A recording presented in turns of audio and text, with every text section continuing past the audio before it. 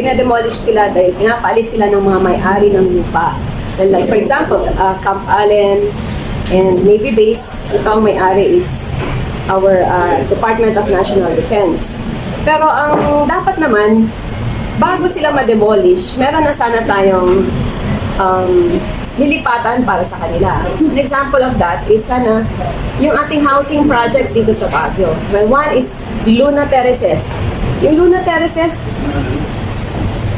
originally that was meant for our government employees and for those to be relocated because they are in a highly risky area, no? Yung mga flood-prone and landslide-prone areas.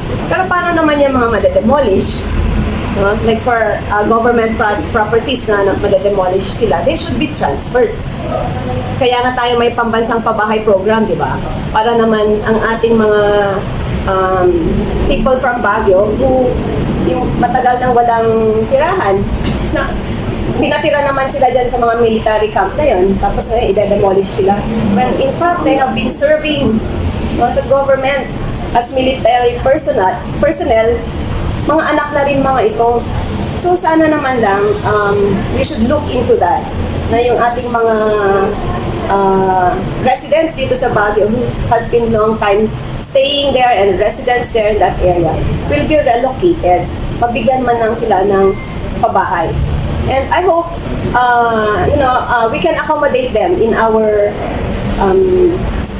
Irisan Luna Terraces project ng local government.